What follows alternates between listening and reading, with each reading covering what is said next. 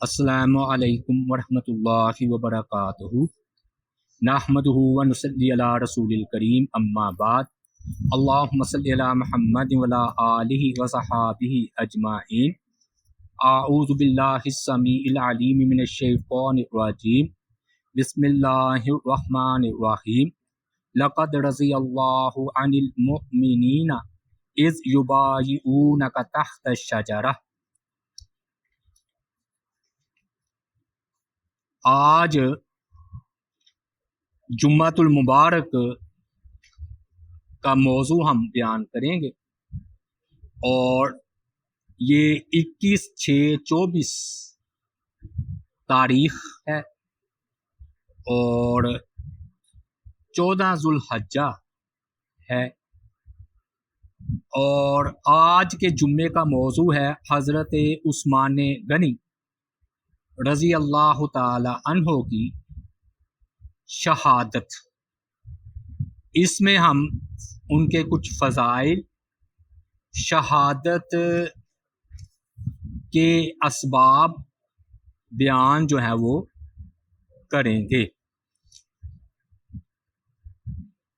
اس میں سب سے پہلی بات تو یہی ہے کہ سورہ الفتح آیت مبارکہ کریمہ 18 میں فرمایا اللہ تعالیٰ کی ذات پاک نے کہ یہ اس وقت کی بات ہے جب مسلمان صلح حدیبیہ جہاں پر پیش آئی تو 1400 صحابہ کرام کے ساتھ نبی صلی اللہ علیہ وآلہ وسلم عمرہ کرنے کے لیے احرام باندھ کر مکہ تشریف لے جا رہے تھے، تو کافروں نے ان کو روک دیا۔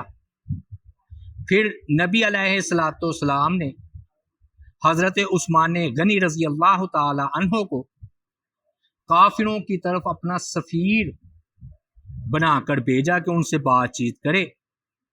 حضرت عثمان غنی رضی اللہ تعالی عنہ جب ادھر گئے تو کافروں نے کہا کہ ہم آپ کی عزت اور احترام کرتے ہیں، آپ کے لیے حرم کھلا ہے، طواف کیجئے، مقام ابراہیم پر نماز پڑھیے، تو لیکن نبی صلی اللہ علیہ وآلہ وسلم کو اجازت نہیں ہے۔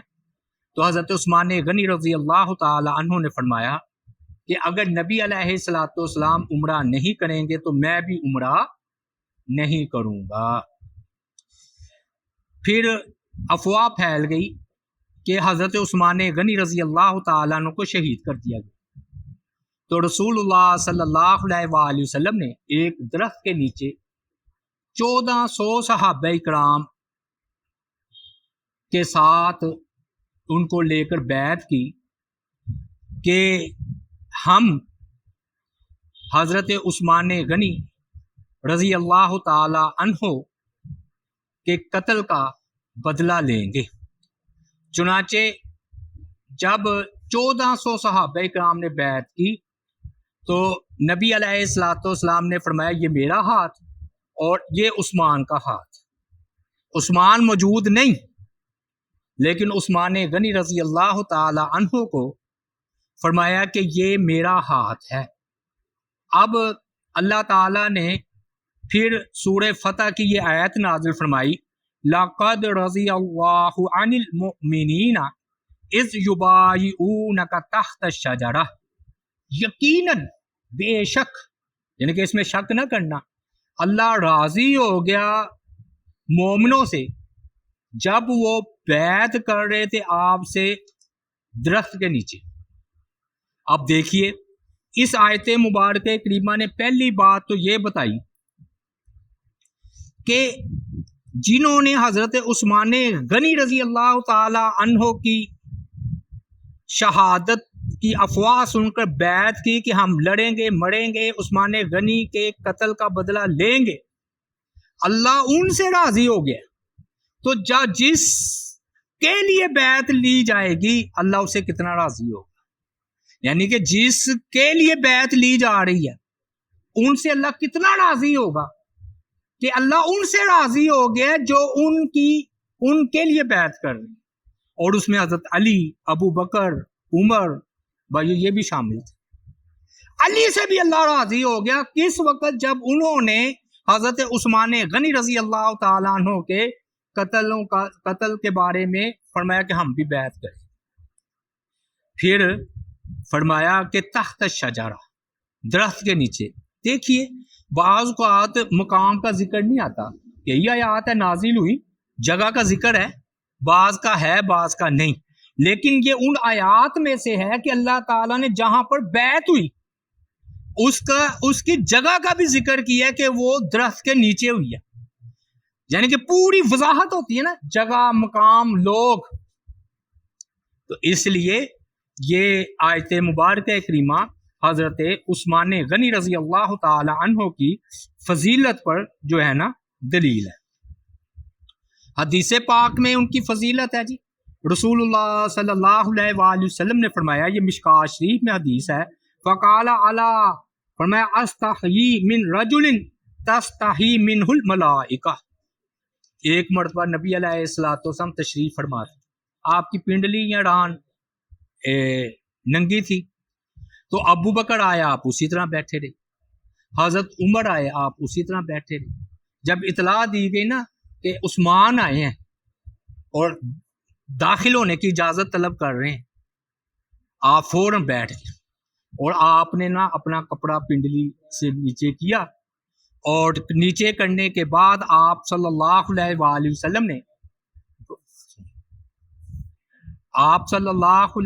وسلم نے ان کو جو فرمایا کہ آنے دو۔ جب وہ آئے تو اس وقت نبی علیہ الصلوۃ والسلام نے فرمایا کہ لوگ، حضرت عائشہ صدیقہ نے کہا نا کہ ابو بکر آئے، عمر آئے، آپ کیا کر رہے ہیں، آپ اسی طرح بیٹھے رہے ہیں۔ لیکن جب عثمان غنی رضی اللہ تعالی عنہ آئے ہیں تو آپ اٹھ کر بیٹھ گئے ہیں اور پنڈلی کو آپ نے سمیٹا ہے، یعنی کہ اس پر کیا ہے۔ تو اس وقت آپ صلی اللہ علیہ وآلہ وسلم نے فرمایا کہ میں عثمان سے حیا کیوں نہ کروں جس سے فرشتے بھی حیا کرتے ہیں۔ یہ بہت بڑی فضیلت ہے عثمان غنی رضی اللہ تعالیٰ عنہ کی کہ فرشتے بھی عثمان غنی سے حیا کرتے ہیں۔ اور یہ وہ صحابی ہیں جس طرح ہمارے نبی علیہ السلام، ابو بکر، عثمان، ان کے بارے میں آتا ہے کہ انہوں نے حالت کفر میں بھی زنا نہیں کیا، بے حیائی کے قریب نہیں گئے۔ یہ فطرت نیکی ہوتی ہے، فطرت انسان، تو یہ اتنے حیا والے تھے کہ فرشتے بھی ان سے حیا کرتے ہیں۔ اور یاد رکھیں ہمارے ہاں مشہور ہے عورتیں حیا والی ہوتی ہیں، مردوں کے بارے میں کہا جاتا ہے کہ ان کے طرف حیا کی نسبت نہیں کی جاتی، توجہ ہے، یعنی کہ عورتوں کی طرف حیا کی نسبت کی جاتی ہے، مردوں کی طرف نہیں۔ لیکن عثمان غنی رضی اللہ تعالی عنہ کی طرف حیا کی نسبت بھی کی گئی، اور فرشتے جو کہ حیا والے ہیں، فرمایا کہ فرشتے حیا والے ہو کر عثمان غنی سے حیا جو ہے وہ کر رہے ہیں۔ پھر غزوہ تبوک کے موقع پر آپ نے چندہ طلب کیا، ہاں جی، اور سب سے زیادہ لشکر تھا 30,000 کا، تو حضرت عثمان غنی رضی اللہ تعالی عنہ نے جو ہے نا 1000 ارشرفیاں نبی علیہ الصلوۃ والسلام کو دی، ایک بار دی، دوسری بار دی، تیسری بار بھی دی، یعنی کئی مرتبہ یہ دیا۔ اور نبی علیہ الصلوۃ والسلام اتنے خوش ہوئے کہ یکلبھا فی حجرۃ، اپنی گود میں نا ان اشرفیوں کو ڈال کر آپ نا ان کو الٹ پلٹ کر رہے ہیں اور خوش ہو کر فرما رہے ہیں، بڑے قیمتی الفاظ ارشاد فرمائے ما ضر عثمان ما عمل بعد اليوم مرتين، آج کے بعد عثمان کوئی بھی نیکی کا کام نہ کرے تو اس کو جنت کے لیے جانے کے لیے یہی عمل کافی ہے۔ جنت میں جانے کے لیے یہ جو اس نے اللہ تعالیٰ کی راہ میں سخاوت کی ہے، یہ عمل ہی اس کے لیے کافی ہے۔ عمل تو انہوں نے کرنا تھا، مطلب یہ کہ یہ عمل ہی کافی ہے ان کو جنت میں لے جانے کے لیے۔ وہ کہتے ہیں نا پڑھ کاٹ دو نا پرندے کو، پھر وہ اڑے گا۔ یہ اجازت نہیں دے رہے عثمان غنی کو گناہ کی، بلکہ پتہ ہے کہ عثمان غنی حیا والے ہیں، گناہ کے قریب جائیں گے نہیں۔ پھر یہ عثمان غنی رضی اللہ تعالیٰ عنہ کو سفیر بنانا، یہ 5ویں بات ہے بھائیو، یہ رسول اللہ صلی اللہ علیہ وآلہ وسلم کے اعتماد کی دلیل ہے. بندہ کس کو سفیر بناتا ہے؟ اللہ رسولوں کو سفیر بناتا ہے نا. تو رسول اللہ کو رسولوں پر اعتماد ہے نا. تو اللہ تعالیٰ کی ذات پاک نے نبی علیہ الصلوۃ والسلام نے عثمان غنی رضی اللہ تعالیٰ عنہ کو بھی اپنا سفیر بنایا، گویا کہ عثمان پر اعتماد. پھر چھٹی بات بھائیو یہ ہے کہ اس بیعت رضوان کی وجہ سے ابو بکر عمر سے اللہ پہلے بھی راضی تھے، تو علی اور عمر اور ابو بکر سے پھر راضی ہوئے ہیں کہ اللہ ان سے راضی ہو گیا. گویا کہ جن سے اللہ راضی ہو جائے بھائی وہ تو جنتی ہوگا نا. تو اس لیے بیعت رضوان کا جس نے بھی بیعت رضوان کی وہ جنتی ہے، چاہے ابو بکر ہو، چاہے عمر ہو، چاہے علی ہو. تو بھائی وہ لوگ غور کریں جو ابو بکر عمر کو برا کہتے ہیں. اگر علی رضی اللہ تعالی عنہ بیعت رضوان کی وجہ سے جنتی ہیں اور میرا ایمان ہے جنتی ہیں، تو بھائیو پھر ابو بکر عمر کیوں نہیں جنتی؟ ساتویں بات بھائی یہ نقطہ ہے، عجیب بات ہے. خلفائے راشدین میں 4 ہے نا، ابو بکر، عمر، عثمان، علی. دلچسپی کی بات یہ ہے کہ پہلے 2 سسر ہیں. ابو بکر بھی حضرت عائشہ صدیقہ ان کے گھر میں تھی نا، ابو بکر کی بیٹی. تو ابو بکر کیا لگے؟ سسر. حفصہ رضی اللہ تعالی عنہا جو حضرت عمر کی بیٹی ہیں کن کے ہاں تھی؟ نبی علیہ الصلوۃ والسلام کے ہاں. تو نبی علیہ الصلوۃ والسلام کے سسر لگے. کون؟ ابو بکر، عمر. اور اگلے 2 جو ہیں وہ دماد ہیں. دماد کیسے ہیں؟ دماد ہیں حضرت عثمان اور علی رضی اللہ تعالی عنہما. اللہ تعالیٰ کی ذات پاک ان دونوں سے راضی ہوا. 2 پہلے سسر اور 2 دماد. اب بھائیو بات یہ ہے کہ بعض لوگ حضرت عثمان غنی رضی اللہ تعالی عنہ پر اعتراضات کرتے ہیں، لیکن اعتراضات کرنے سے پہلے ہم یہ بات ضرور کہیں گے کہ عثمان غنی رضی اللہ تعالی عنہ جو ہے نا ان پر جو اعتراضات کرتے ہیں وہ ٹھیک نہیں ہے. تو وقت کی کمی کی وجہ سے ہم 2 اعتراضات ذکر کریں گے. سب سے پہلے جب ان کو خلافت دی گئی تو اعتراض یہ کیا کہ جی ابو ذر غفاری رضی اللہ تعالیٰ عنہ کو ربضہ مقام کی طرف جلا وطن کر دیا. تو مسئلہ بھی سمجھ لیں مسئلہ کیا ہے. اصل میں حضرت ابو ذر غفاری رضی اللہ تعالیٰ عنہ کا موقف یہ تھا کہ پیسے ہم نہیں رکھ سکتے، جو بھی پیسہ آیا اللہ تعالیٰ کی راہ میں ہم تقسیم کر دیں گے. تو وہ خود تو عمل کرتے تھے، تو انہوں نے اس بات پر بھی زور دینا شروع کر دیا کہ لوگ بھی اس پر عمل کریں، صحابہ بھی.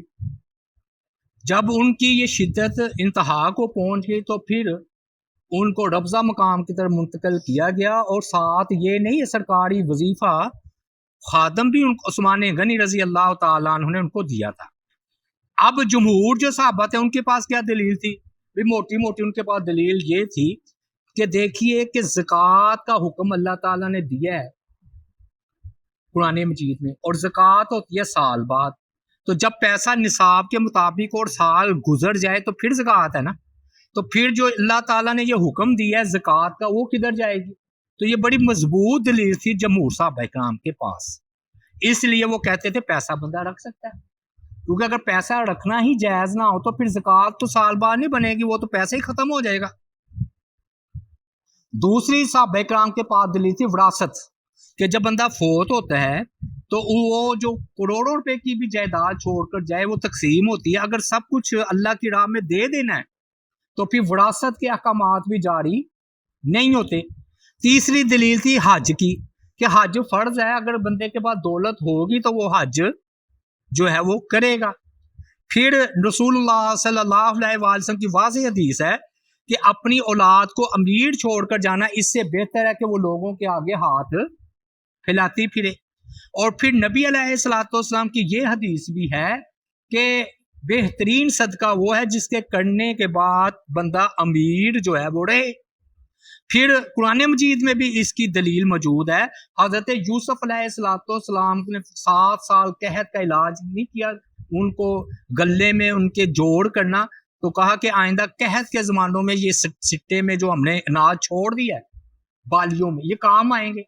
تو ذخیرہ اندوزی کرنا عوام کے لیے، عوام کے فائدے کے لیے حکومت ایسا کر سکتی ہے۔ پھر اگر آپ یہ کہیں کہ یہ تو اجتماعی مسئلہ تھا، انفرادی طور پر بھی بڑی زبردست دلیل ہے۔ سورہ کہف بہت زبردست سورت ہے، سورۃ الکہف۔ اس میں آ رہا ہے کہ موسیٰ اور خضر علیہ السلام نے دیکھا کہ دیوار گر رہی تھی، انہوں نے کہا آؤ موسیٰ یہ ہم دیوار بنا دیں۔ تو موسیٰ علیہ السلام گئے، انہوں نے مزدوری کر کے دیوار کھڑی کر دی۔ بعد میں کہا چلو، تو انہوں نے کہا کہ آپ نے تو ان سے انہوں نے کھانا نہیں نہ دیا تھا، آپ نے ان سے کھانا مانگا، انہوں نے آپ کو کھانا نہیں دیا، آپ نے دیوار کھڑی کر دی، چاہتے تو اجرت لے لیتے، جو ہے وہ لے لیتے۔ تو حضرت خضر علیہ السلام نے فرمایا کہ بات یہ ہے کہ یعنی کہ بعد میں بتایا کہ اس دیوار کے نیچے 2 یتیموں کا خزانہ ہے، اور ان کا باپ یا ماں باپ نیک لوگ تھے، یا اس کا باپ نیک تھا، تو وہ محفوظ کر گیا خزانہ، اور وقت آئے گا دیوار گرے گی یہ یتیم بچے لے لیں گے۔ تو اگر وہ نیک آدمی تھا نا تو پیسہ تو اس نے بھی جوڑا ہوا تھا۔ اگر پیسہ جوڑنا، خزانہ بنانا اتنی بری ہوتی تو دیوار موسیٰ علیہ السلام اور خضر علیہ السلام مل کر یہ دیوار کھڑی کیوں کرتے؟ بھائیو یہ پوائنٹ ہے، یہ آپ نے یہ کرنا ہے، ٹھیک ہے، یہ اس حوالے سے۔ اور پھر جو ہے نا عشرہ مبشرہ یاد رکھیے، اگر آپ ان کے پیسوں کا حساب لگائیں گے 3.5 کروڑ تھے۔ میں تفصیل میں نہیں جانا چاہتا ورنہ بات دوسری طرف چلی جائے گی۔ عبد الرحمن بن عوف امیر ترین آدمی تھے اور جنتی تھے۔ پھر ان پر یہ الزام ہے جی رشتہ داروں کو جو ہے نا سارے عہدے دے دیے۔ اس کا پہلا تو یہی جواب ہے کہ قرآن و حدیث میں کہیں نہیں آیا کہ اپنے اولاد کو تم عہدہ نہیں دے سکتے یا اپنے رشتہ داروں کو عہدہ نہیں دے سکتے۔ اہلیت ہونا، قابلیت ہونا شرط ہے۔ اگر قابلیت نہیں تو پھر یہ امانت میں خیانت ہوگی اور اپنے رشتہ داروں کو عہدہ دینا غلط ہوگا۔ لیکن اگر اہلیت ہے، قابلیت ہے، صلاحیت ہے، تو پھر بھائیو صلہ رحمی یہی ہے کہ اپنے رشتہ داروں کو جو ہے وہ عہدہ دینا کوئی کمی نہیں ہے، کوئی غلط بات نہیں ہے۔ اور یہ دیکھیے قرآن مجید نے اس کے حوالے سے بات کی اشارتاً۔ دیکھیے حضرت ابراہیم علیہ السلام نے تو نبوت جو بڑا عہدہ تھا وہ تو کہہ گئے کہ میری اولاد میں سے ہو، مانگا نا عہدہ پھر نبوت والا اپنی اولاد، آخری نبی کو اپنی اولاد میں کہا کہ میری نسل، میری اولاد میں وہ آخری نبی آئے۔ دوسری بات یہ ہے کہ داؤد علیہ السلام کے بعد سلیمان علیہ السلام، چلے آپ کہیں گے نبی ہے لیکن ہوئے تو صحیح نا، داؤد علیہ السلام کے بعد سلیمان علیہ السلام خلیفہ ہوئے ہیں۔ پھر حضرت موسیٰ علیہ السلام نے تو دعا کر کے اپنے بھائی ہارون علیہ السلام کو نبوت دلائی ہے۔ یہ صلہ رحمی بھی ہے اور رشتہ داری ہے۔ ادھر توبہ نعوذ باللہ موسیٰ علیہ السلام پر الزام لگائے نا کہ انہوں نے ہارون علیہ السلام کے لیے عہدہ کیوں طلب کیا، نبوت والا جس سے اونچا کوئی عہدہ نہیں۔ پھر اگر بات کیجئے، بالکل ہمارا ایمان ہے کہ حضرت حسن رضی اللہ تعالیٰ عنہ شہزادے ہیں، جنتیوں کے لائق تھے، اہل تھے، اہلیت تھی، قابلیت تھی، صلاحیت تھی، یہ ایمان میں سے ہے میرے، یہ خالی ویسے نہیں، ایمان ہے۔ تو علی کے بعد حضرت حسن رضی اللہ تعالیٰ عنہ خلیفہ بنے، چاہے 6 مہینے کے لیے بنے تو صحیح، بنے ہیں کہ نہیں بنے؟ تو یہ ہمیں بات کہتے ہیں اپنے گھر کی، تو یہ خبر لیں۔ پھر اس کے بعد بھائیو یہ بات ہے کہ وہ جو رشتہ داروں کی بات کر رہے ہیں نا، وہ 3-4 سے غالباً زیادہ نہیں نکلتے۔ آپ دے اتنی بڑی جو ہے نا اتنی بڑی خلافت ہو کہ حکمرانی، اور اس میں اگر 4-5 رشتہ دار ہو بھی جائیں اور وہ اہلیت بھی رکھتے ہوں تو اس میں حرج والی کون سی بات ہے؟ یہ اعتراض بھی سمجھ میں آ گیا نا؟ بالکل غلط بات ہے، قرآن و حدیث میں نا کوئی نہیں ہے غلط، اس کو غلط نہیں کہا گیا کہ بھی یہ اولاد کو عہدہ دینا اگر قابلیت و صلاحیت ہو غلط ہے۔ 10ویں بات یہ ہے کہ کہتے ہیں جی عہد کے میدان سے بھاگ گیا، آج کل یہ بڑا سوشل میڈیا پر جو ہے نا بایولوجی عہد کے میدان میں سے بھاگ گئے، تو اس میں بنیادی بات سمجھ لیں، ان کو ہمارے عقیدے کا علم ہی نہیں ہے۔ ہمارا یہ عقیدہ ہے کہ صحابہ کرام عادل ہیں، معصوم نہیں، ہم ان کو نبیوں کی طرح مانتے ہیں کہ ان سے کوئی غلطی ہو نہیں سکتی، غلطی ہو جاتی ہے، لیکن اصل مسئلہ ہے کہ وَلَقَدْ عَفَا عَنْكُمْ، اللہ تعالیٰ نے سورہ آل عمران میں فرمایا کہ ہم نے عہد والے جو بھاگے تھے ان کو معاف کر دیا ہے۔ جب اللہ تعالیٰ کی ذات پاک نے ان کو معاف کر دیا ہے تو ہم کون ہوتے ہیں بھائی ان پر کیچڑ اچھالنے والے؟ دیکھیے یہ ایسے ہی ہے، کوئی کہے آدم علیہ السلام درخت کے قریب چلے گئے، اور بھئی اللہ تعالیٰ وہ بات بتا رہے ہو تو توبہ کا ذکر نہیں کر رہے۔ آدم علیہ السلام کا تم کہہ رہے ہو کہ درخت کے قریب چلے گئے تو یہ خطا ہوئی، مان لیا، بعد میں جو اللہ تعالیٰ نے ان کو توبہ ان کی قبول کی اس کا بھی تو ذکر کرو نا، وَلَقَدْ عَفَا عَنْكُمْ یا عَفَا عَنْهُمْ، یہ تو ذکر کرو نا۔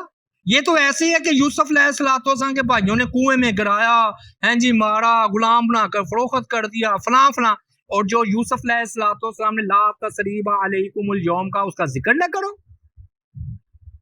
تو اللہ تعالیٰ نے جب ان کو معاف کر دیا تو تم ہم کون ہوتے ہیں ان کے ساتھ بات کرنے والے؟ اچھا اگر زیادہ ہی بات ہے تو پھر سن لو، الزامی طور پر کعب بن مالک سے غلطی ہوئی تھی کہ نہیں ہوئی تھی؟ غزوہ تبوک میں سستی کی وجہ سے پیچھے نہیں رہ گئے تھے صحابی جن کی 3 کی سورہ توبہ، سورہ توبہ، توبہ کا مطلب یہ ہے کہ 3 صحابی کی اللہ تعالیٰ نے توبہ قبول کی، تو کعب بن مالک غلطی کی، توبہ ہوئی، ہمارے دل میں عزت والے، بے شک عزت والے ہیں، تو اگر عثمان غنی رضی اللہ تعالیٰ عنہ سے خطا ہوئی اور صحابہ سے بھی خطا ہوئی، اور اگر اللہ تعالیٰ نے وَلَقَدْ عَفَا عَنْكُمْ یا عَنْهُمْ کہا تو یہ کیوں نہیں قابل عزت ہے؟ اگر یہ قابل عزت نہیں ہے تو کعب بن مالک بھی قابل عزت نہیں ہے، توبہ نعوذ باللہ من ذالک۔ یہ تمہارے عقیدے کے مطابق اگر کعب بن مالک کی توبہ قبول ہے تو ان کی بھی توبہ قبول ہے، اللہ نے ان کو معاف کیا، درگزر کیا ہے۔ اور اسی حوالے سے یہ بات سمجھ لیں، ہماری خطاؤں سے ان کی خطائیں 1000 درجے افضل ہے۔ کیوں؟ ہم 100 بار استغفار کرتے ہیں، خطا ہو جاتی ہے، ہماری خطا معاف ہو گئی ہے، وہی نہیں آتی، اللہ ہمیں بتاتے نہیں ہیں کہ تمہاری خطا معاف ہو گئی ہے، وہ تو قیامت والے دن پردے اٹھیں گے کہ ہماری استغفار، ہمارا توبہ کرنا قبول ہوا ہے کہ نہیں۔ گناہ تو لکھا گیا، اب توبہ قبول کرنی اللہ نے ہمیں بتائی۔ یہ کیسے عظیم لوگ تھے کہ خطا ہوئی، اللہ تعالیٰ نے توبہ کا بھی ذکر کیا، معافی کا بھی ذکر کیا ہے۔ تو اس لیے بھائیو یہ جواب ہے جو آج کل بڑا کہہ رہے ہیں جی عہد کے میدان میں بھاگے، یہ جواب ہے مختصر۔ کہتے ہیں جی خلافت سے استعفیٰ دے دینا چاہیے تھا، اتنے جو لوگ باغی آئے ہوئے ہیں کہ بھی آپ جو ہے نا خلافت سے ہٹ جائے، تو اس کا جواب یہ ہے کہ اس وقت بھی حضرت عثمان غنی رضی اللہ تعالی عنہ نے عمل کیا ہے سنت پر، نبی علیہ السلام کے حکم پر۔ آپ نے فرمایا تھا کہ اے عثمان، اللہ تعالیٰ تمہیں ایک قمیض پہنائیں گے، اور جو وہ قمیض پہنائیں گے نا تو فرمایا کہ تم نے اس قمیض کو اتارنا جو ہے وہ نہیں ہے۔ حدیث کے الفاظ کیا ہے؟ یا عثمان انہ لعل اللہ یکمسک فی قمیصا فإن ارادوک علی خلہ فلا تخلہ لہ، کہ اللہ تعالیٰ تمہیں ایک قمیض پہنائیں گے، مراد کی خلافت کی قمیض پہنائیں گے، اور لوگ تم سے اس خلافت کو چھیننے کی کوشش کریں گے تو تم نے یہ قمیض اتارنی نہیں۔ تو انہوں نے نبی علیہ السلام کے فرمان پر عمل کیا، جان دے دی، عمل کیا۔ پھر میں یہ سمجھتا ہوں، اللہ کی قسم کھا کر کہتا ہوں، یہ حضرت عثمان غنی رضی اللہ تعالیٰ عنہ کی بہت بڑی بصیرت، بہت بڑی سیاست، بہت بڑی ان کی سمجھداری تھی کہ انہوں نے خلافت نہیں دی۔ آپ کہیں گے وہ کیسے بھئی 10 بندے اکٹھے ہو کے آ جائے 2000 اور آ کر کہیں جی خلافت ختم کرو، عثمان غنی قمیض خلافت دے دیتے، ریت پڑ جانی تھی۔ ریت پڑ جانی تھی کہ جو کوئی آیا نا تو بس لانگ آج دیکھ لیں آج کے زمانے میں کوئی احتجاج کرے، جلوس نکالے، ہڑتالیں کرے، لانگ مارچ کرے، وہ تو پھر کوئی بھی کھڑا ہو کر جائے گا، اور صحیح کوئی وزیر اعظم بھی بن کر بیٹھے گا تو 10,000 کا لشکر لے کر وہ اس کو اتار دے گا۔ اس لیے صحیح بات یہ کہ بندہ حق پر ہو، شرط یہ ہے بندہ حق پر ہو، جیسے عثمان غنی رضی اللہ تعالیٰ حق پر تھے۔ کوئی لانگ مارچ، کوئی احتجاج، کوئی جلوس ان کو وہ قمیض نہ اتاری، کیونکہ خلافت دینا، حکمرانی نہ دینا حضرت عثمان غنی کی سنت ہے۔ سمجھ آ گئی بات؟ سمجھا آ رہا ہے بات یہ ہے۔ اور پھر ہم دیکھیں یہ کردار ہے عثمان غنی رضی اللہ تعالیٰ۔ صحابہ کرام کہتے رہے ہیں کہ ہم کرتے ہیں لڑتے ہیں، لیکن عثمان غنی رضی اللہ تعالیٰ عنہ نے اجازت نہیں دی۔ ہم مسجد میں لڑتے ہیں، ہمارے عمل سے مسجد محفوظ نہیں ہے، شور شرابہ۔ حضرت عثمان غنی رضی اللہ تعالیٰ عنہ نے مدینہ کی حرمت کے لیے جان دے دی، لیکن ادھر خون بہنا گوارا نہیں کیا۔ اور حضرت علی بھی رضی اللہ تعالیٰ عنہ بھی بڑے عقل مند تھے، انہوں نے کہا کہ مدینہ جو ہے نا قتل و غارت کا مرکز بن جائے گا، وہ کوفہ چلے۔ کوفہ جانا ان کا غلط نہیں تھا، یہ حضرت علی رضی اللہ تعالیٰ عنہ کی سیاسی بصیرت تھی کہ یہ تو آئے دن ادھر قتل و غارت ہوتی رہے گی، اور واقعی ادھر وہ شہید ہوئے ہیں، حضرت علی بھی کوفے میں شہید ہوئے، تو مدینہ محفوظ ہو گیا کہ نہیں؟ اب بھائیو ہم آتے ہیں اہم نقطے کی طرف کہ عثمان غنی کو نا ذوالنورین کہتے ہیں، اور یہ انفرادی طور پر یہ ہے تحقیق کہ عام طور پر یہ کہا جاتا ہے کہ عثمان غنی رضی اللہ تعالی عنہ کو ذوالنورین کیوں کہا جاتا ہے، تو میں نے اس کی 4 وجوہات تلاش کی ہیں۔ 4 عام طور پر ایک وجوہات تو وہی ہے کہ عثمان غنی رضی اللہ تعالی عنہ ذوالنورین ہے کہ ان کو نبی علیہ الصلوۃ والسلام نے 2 بیٹیاں دی ہیں اپنی، تو چونکہ 2 بیٹیاں دی ہیں یکے بعد دی گئی، ایک وقت میں نہیں، یعنی کہ فوت ہو گئی پھر دوسری، تو دماد بندہ کس کو بناتا ہے؟ جس پر اعتماد ہو۔ پھر اگر ایک کا تجربہ ہو چکا ہو تو دوسری دیتا ہے۔ تو اس کا مطلب یہ ہوا کہ نبی علیہ الصلوۃ والسلام عثمان سے اتنے خوش تھے، روایات میں آتا ہے 40 میری بیٹیاں ہوتی تو یکے بعد دیگرے ان کا شادی کرتا چلا جاتا، وہ فوت ہوتی جاتی میں ان کو دیتا جاتا، اتنے خوش تھے عثمان غنی سے، تو اس لیے ان کو ذوالنورین 2 نوروں والا کہا جاتا ہے۔ دوسرا عجیب بات ہے ان کی زندگی میں نا 2 کا عمل ہے، ہجرت کی تو وہ بھی 2 بار۔ آپ کو پتہ ہے کہ سب سے پہلے ہجرت عثمان غنی اور ان کے ساتھ ان کی بیوی نبی علیہ الصلوۃ والسلام کی بیٹی انہوں نے کی ہے ہجرت، تو بعد میں مدینہ کی طرف بھی ہجرت کی، تو 2 نوروں والے ہو گئے نا، 2 ہجرتوں والے۔ تیسرا یہ بڑی اہم بات ہے، دلچسپ بات ہے، نقطہ ہے، 2 مرتبہ غائب رہے ہیں اور نبی علیہ الصلوۃ والسلام نے ان کو حاضر کا درجہ دیا۔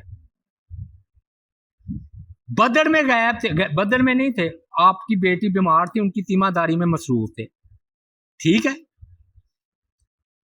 اور بدر میں ان کو حصہ بھی دلایا ہے مال غنیمت میں سے، تو عثمان حاضر ہیں، عثمان حاضر نہیں۔ اور دوسرا آپ بیعت رضوان میں بھی حاضر نہیں، سفیر بنا کر بھیجا گیا ہے نا، سفیر بنا کر، تو آپ نے فرمایا یہ عثمان کا ہاتھ۔ اس میں اہم سبق ہے ہمارے لیے، کیا جو اللہ کے لیے کام کرتا ہے، نبی علیہ الصلوۃ والسلام کے لیے کام کرتا ہے، اگر وہ موقع پر موجود نہ بھی ہو تو ان کو گنا جاتا ہے، لکھا جاتا ہے۔ بدر میں حاضر نہیں، مال غنیمت دیا، حدیبیہ میں حاضر نہیں، اپنا ہاتھ قرار دیا، تو 2 جگہ غائب، 2 جگہ حاضر۔ چوتھی بات، 12 سال خلافت کی اور صبر و شکر اکٹھا ہو گیا، 6 سال بڑے امن کے اور 6 سال بڑے صبر کے۔ صبر و شکر 2 نور ہے، صبر و شکر 2 نور ہیں، تو عثمان غنی رضی اللہ تعالیٰ عنہ ذوالنورین، اور یہ آپ کو شاید نقطہ کہیں سے کم ہی ملے جو میں نے بیان کیا ہے۔ اب بھائیو اہم پوائنٹ، 2 پوائنٹ کر کے اپنی بات کو بس ختم کرنے لگے، یہ اہم ہے۔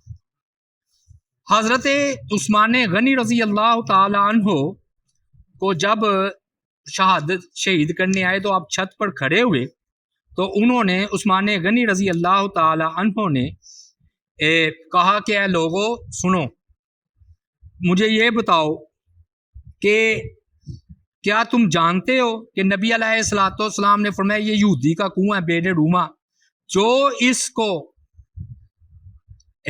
خرید کر مسلمانوں کے لیے وقف کرے گا میں اس کو جنت کی خوشخبری دیتا ہوں. ہیں جی، تو میں ہی تھا، میں اٹھا اور میں نے اس یہودی سے بیر روما کا کنواں جو ہے وہ خرید کر وقف کیا اور عام کیا، یعنی کہ میں نے وقف کیا، سب مسلمان پیے، بلکہ یہودی بھی پیے. انہوں نے کہا ہاں ہم گواہی دیتے ہیں. اور میں وہی پانی تم مجھ پر بند کر رہے. پھر دوسرا فرمایا کہ تم مجھے یہ بتاؤ کہ نبی علیہ الصلوۃ والسلام نے فرمایا تھا کہ جو اس مسجد کو جو ہے نا بڑھا دے، توسیع کی ضرورت پیش آ گئی تھی مسجد نبوی میں، تو میں اسے جنت کی خوشخبری دیتا ہوں. تو میں نے مسجد نبوی کی توسیع نہیں کی. یہ جو سارے سفیر پڑھتے ہیں نا کہ حدیث یہ حضرت عثمان غنی ہے کی ہے کہ جو کہ ایک مسجد بنائے گا، مسجد میں اللہ اس کے لیے محل بنائے گا. انہوں نے کہا ہاں، یعنی کہ میں مسجد نبوی کو توسیع کرنے والا، تم ادھر مجھے 2 رکعت نماز پڑھنے نہیں دے رہے. اور تیسرا فرمایا کہ تم قسم کھا کر کہو کہ غزوہ تبوک کے موقع پر آپ نے نہیں فرمایا تھا کہ جو آسمان آج کے بعد کوئی بھی عمل نہ کرے تو اس کے لیے جنت کے جانے کے لیے کافی. انہوں نے کہا ہاں. یہ 3 یعنی کہ ان کی بنیادی ہیں. اس سے 2 مسئلے معلوم ہوئے. ایک مسئلہ اخلاقی کہ اگر کوئی احسان کا انکار کرے نا تو پھر وقت کے تقاضے کے مطابق اس کو بتایا بھی جا سکتا ہے، جیسے عثمان غنی رضی اللہ تعالیٰ عنہ نے کیا. احسان چتلانا نہیں، وہ اور بات ہے. یعنی کہ صرف اگر کوئی انکار کرے تو اس کو اپنی خوبی بتانا کہ تم انکار کر رہے ہو، اللہ تعالیٰ نے مجھے یہ اوصاف عطا فرمائے. لیکن میں ادھر ایک اہم بات کرنا چاہ رہا ہوں، میں نے ایسے نہیں چنا، 2 بس باتیں رہ گئیں. ایک یہ کہ عام طور پر کیا بات مشہور ہے، توجہ ہے، عام طور پر یہ بات مشہور ہے کہ عثمان غنی رضی اللہ تعالیٰ عنہ پر 40 دن پانی بند رہا. آپ نے بھی سنا آپ نے؟ غلط بات ہے، ٹھیک بات نہیں ہے، مکمل بات نہیں ہے. وہ بھائی بیر روما کا پانی روکا ہے میٹھا. اب میں حوالہ لے کر آیا ہوں، ترمذی شریف میں یہ حدیث ہے، نسائی میں یہ روایت ہے، ترمذی میں اور نسائی میں بھائیو یہ روایت ہے. روایت کے الفاظ یہ ہیں کہ فرمایا کہ حتی اشرب من ماء البحر، یعنی کہ تم نے تو تمنعوننی ان اشرب منہا، تم نے روک دیا مجھے بیر روما سے. حتی اشرب من ماء البحر، حتی اشرب من ماء البحر، حتی اشرب من ماء البحر. یہ میں نے 3 بار الفاظ دہرائے ہیں. نسائی کی حسن درجے کی روایت، حتیٰ کہ مجھے کڑوا پانی پینا پڑ رہا ہے دوسرے کنووں سے.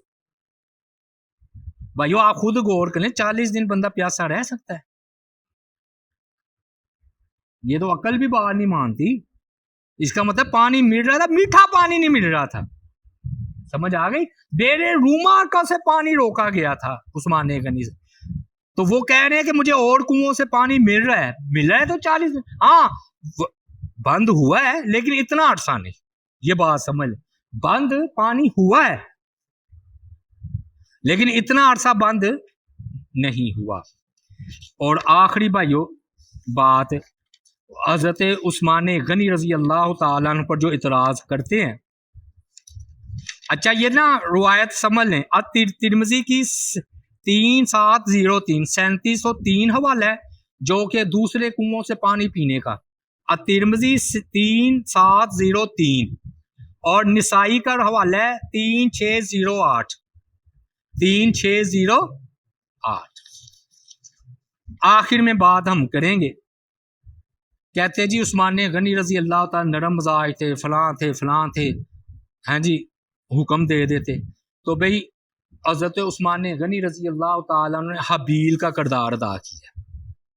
اگر حابیل اللہ تعالیٰ کے ولی ہیں اور یقیناً اللہ کے ولی ہیں، جیسا میں نے پچھلے درس میں کہا تھا قربانی کے سلسلے میں، حابیل اگر اللہ کے ولی ہے اور قرآن ان کو اللہ کا ولی کہہ رہا ہے، انہوں نے کہا تھا اگر تو اپنا ہاتھ بڑھائے گا کہ تو مجھے قتل کرے تو میں اپنا ہاتھ نہیں بڑھاؤں گا کہ میں تمہیں قتل کروں. اور مجاہد رحمت اللہ علیہ نے ابن کثیر میں اسی مقام پر سورہ مائدہ آیت نمبر 27 حابیل اور قابیل کے واقعے میں ذکر کیا ہے کہ اس امت میں سب سے پہلے جنہوں نے حابیل کا کردار یا مثال قائم کی ہے وہ حضرت عثمان غنی رضی اللہ تعالی عنہ ہے۔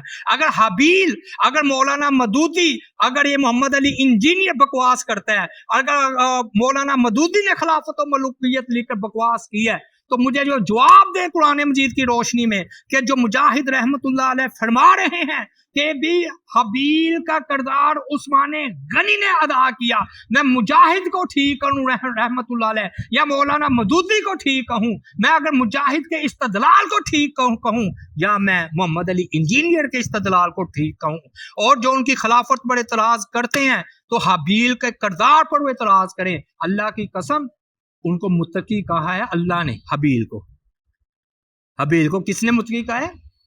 اللہ تعالیٰ کی ذات پاک نے کہا ہے۔ تو اگر حابیل متقی ہے، ولی ہے اور جنتی ہے تو اللہ کی قسم عثمان بھی جنتی ہے۔ اور اگر حابیل پر اعتراض نہیں کہ میں نے تو ہاتھ نہیں بڑھاؤں گا گناہ کی خاطر، تو پھر حضرت عثمان غنی رضی اللہ تعالی عنہ کی پالیسیوں پر، ان کی نرم مزاجی پر، ان کی سیاست پر، ان کی حکومت پر اعتراض کیوں؟ اعتراض تو بنتے ہی نہیں ہیں۔ تو یہ باتیں تھی جو میں نے بیان کی۔ اللہ تعالیٰ سے یہ دعا ہے اللہ تعالیٰ کی ذات پاک ہمیں عمل کرنے کی توفیق عطا فرمائے۔ وما علینا الا البلاغ المبین۔